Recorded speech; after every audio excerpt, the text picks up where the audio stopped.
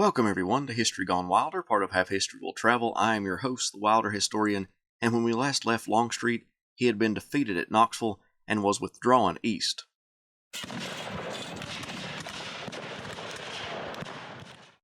Longstreet was distraught over the last few months of his military career. Coming off a great victory at Chickamauga, he lost the Battle of Waxahachie, and then his men got slaughtered at the Battle of Fort Sanders. He sat down and wrote a letter asking for himself to be replaced with a more capable commander. He felt he was of no use to the Confederacy in the independent command that he was currently in. To make matters worse for the general, he was also bringing charges against Lafayette McLaws, his longtime friend, for neglect of duty. He also brought charges against Jerome Robertson, commander of the Texas Brigade, for incompetency at the Battle of Bean Station. During that engagement, Robertson grew angry over his superiors and expressed himself, basically refusing to order his men into battle, but ultimately did. Unfortunately for the Confederacy, the Union troops had gotten away. The defeats on the battlefield and the infighting between his subordinates greatly depressed Longstreet. Secretary of War James Seddon agreed to replace Longstreet, but Davis wanted to hold off until they could find a worthy successor. The Confederate government also agreed to start a courts-martial for McLaws and Robertson. The courts-martial for Robertson took place after many delays on February 12, 1864, in Morristown, Tennessee. Simon Bolivar Buckner acted as president of the court. A number of brigadier generals made up the rest of the court, including James Kemper, who was still recovering from his wounds sustained at Gettysburg. The trial ended, and Robertson was replaced as commander of the Texas Brigade. He was sent to Richmond to await sentencing, but the charges were dismissed, and he would be sent to Texas. McLaws' trial was to take place on February 13th, but Longstreet ordered Buckner to adjourn the trial for about a month until this next offensive was over. McLaws would be sent to Abingdon, Virginia, to await a summons to appear.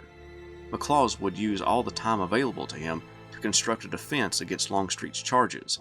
He even found an ally in the Confederate government, Braxton Bragg, who had been sent to Richmond to counsel Jefferson Davis on military matters. Bragg wrote to McLaws that, "I can assure you that evidence in my possession is ample to convict Longstreet of disobedience of orders, neglect of duty, and want of cordial cooperation and support, which resulted in all the disasters after Chickamauga. This matter is worthy of your consideration." By mid-March, the court reconvened to try McLaws. He was charged with neglect of duty. The first specification cited the division commander for leaving the attack column unprotected by failing to place sharpshooters within good rifle range.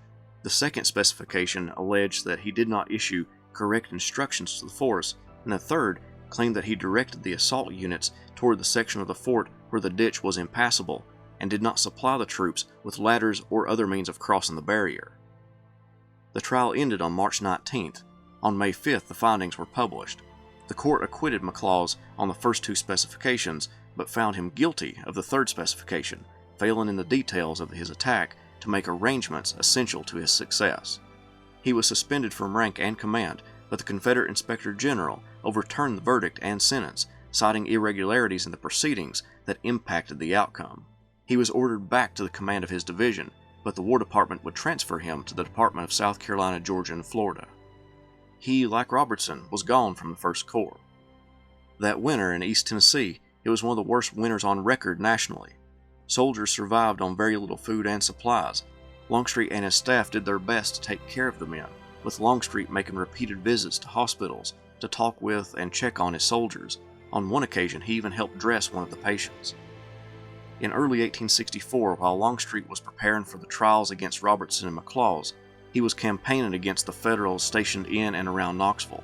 In mid-January, he got word of a major Union movement out of Knoxville toward Dandridge, Tennessee. He moved his force to that town and personally led a brigade in the small engagement that erupted, but the main Union body withdrew before a major battle could take place. Longstreet's staff and officers did find a flask of whiskey belonging to Union General Gordon Granger left in a house that acted as Union headquarters. Longstreet requested reinforcements, but Richmond could provide them with none, and instead took part of his cavalry command away from him, sending it to Joseph E. Johnston and the Army of Tennessee operating in northern Georgia.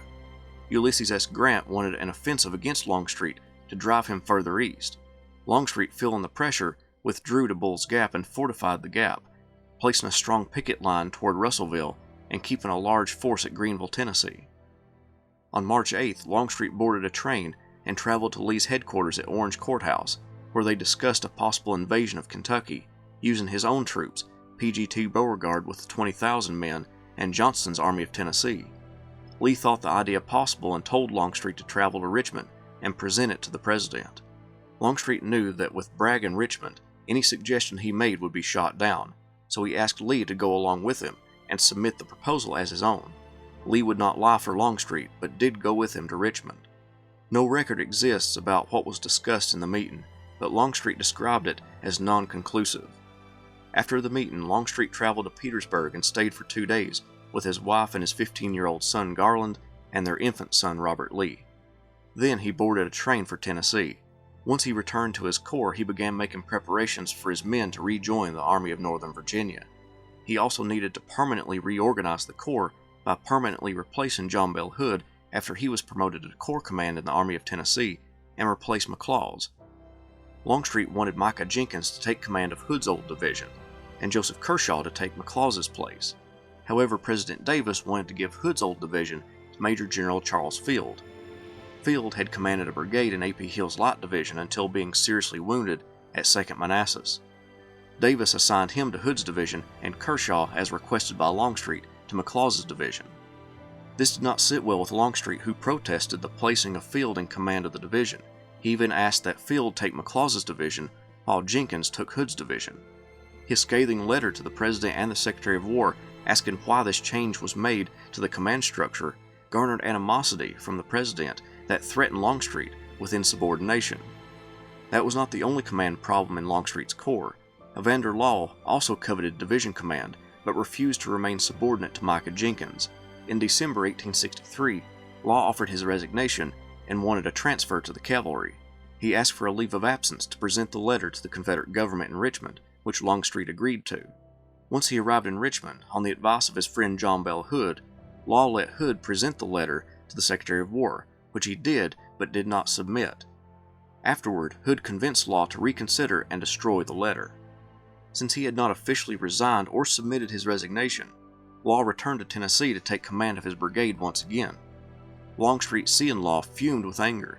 Not only did he believe that Law requested leave under false pretenses, but he had heard rumors that Law's Alabama brigade sought service in their native state, and Law's trip to Richmond was an effort to get them the transfer.